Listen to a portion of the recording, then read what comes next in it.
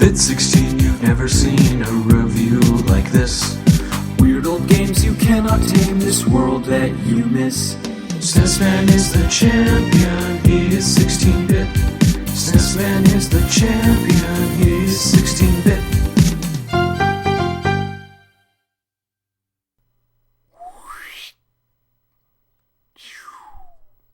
Hello, my name is SNES Man. Today we're going to talk about Super Empire Strikes Back, the second game in the Star Wars series. Does it stand the test of time? Well, let's see. Let's get down to gaming.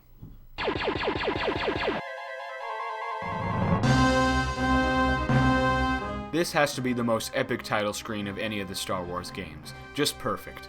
But anyway, let's move on and start the game.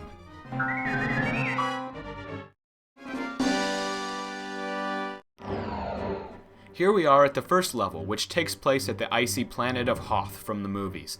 Luke's a little bit different this time around than in the first game. His lightsaber, first of all, controls much more smoothly. And of course it's awesome that you can actually start hacking stuff up with your lightsaber in the beginning of the game this time around.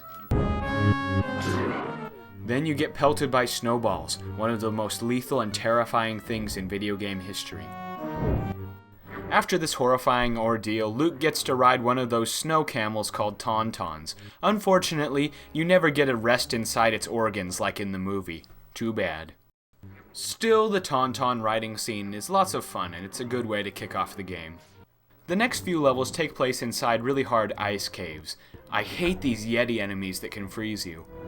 But the makers of this game must have known I hated those Yetis because they made the first boss a giant one of those.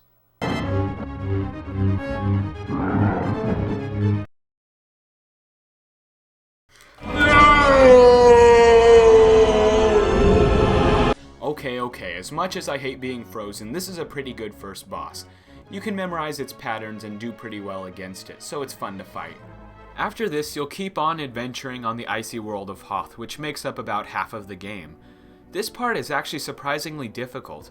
The enemies in these levels can be tedious, the bosses pack a punch, and there are many gimmicks like these ice crystals of death. But the first half of this game does have some really fun moments. You can play pretty early on as Han Solo chucking bombs at his enemies. You can fly around killing probe droids in 3D levels. And most ambitious of all, the game lets you take down AT-ATs, those evil tank things that the Empire uses. Pressing LRR uses your rope that can trip up the machines just like in the movies. This was a really great use of Mode 7 graphics and pretty impressive for the time. Overall, the graphics are really good in this game. The 3D levels look cleaner than the first Star Wars game, the animations of the characters are nice, and the bosses, of course, are hulking and scary as usual. The cutscenes look pretty nice this time, too. The only time in the game I didn't like the graphics was on the jungle levels, where things just look kind of murky and messy. But otherwise, they did a really good job with the visuals. Another good aspect of Empire Strikes Back was the controls. They're a little more smooth than the first time, jumping is not so bad, and slashing with your lightsaber is really satisfying. Luke's lightsaber is pretty cool, but he also has force powers this time around. These are special moves that you learn after you meet Yoda. There are just a ton of these that you get out of nowhere. For instance, here's Force Freeze.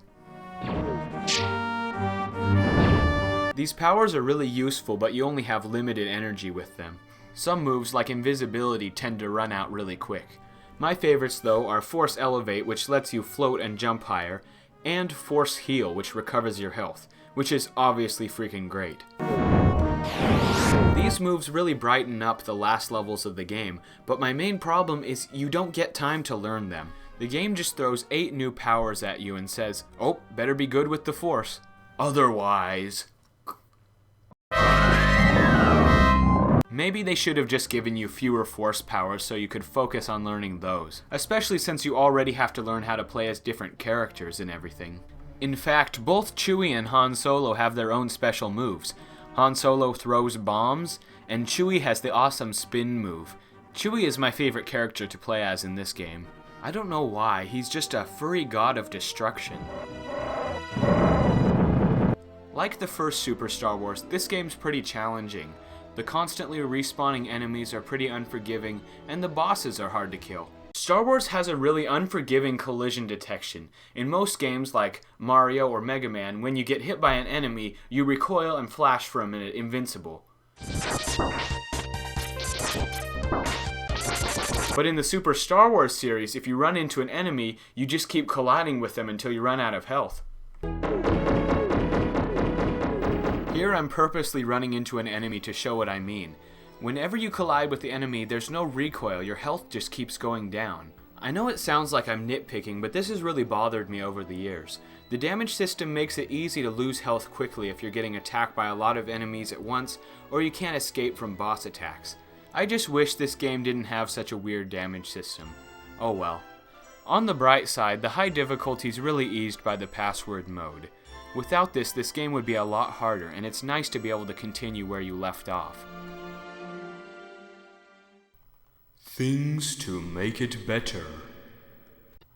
A more even difficulty setting, fewer force powers and more time to get to know them, get rid of those stupid ice crystal obstacles, and a more forgiving damage system. This is the first game where that became really apparent. But Super Empire Strikes Back is still a very good game, well above average. It has good controls, good graphics, and good presentation overall. The game also ends with a brilliant battle with Darth Vader. He's not particularly challenging, but it's a lot of fun to fight him, and it ties up the game well. In conclusion, Super Empire Strikes Back is a solid game that improves upon the Star Wars formula. It scores a 7 out of 10. So that was Empire Strikes Back, but next time we'll discuss Return of the Jedi. Is it as good as this one, even better?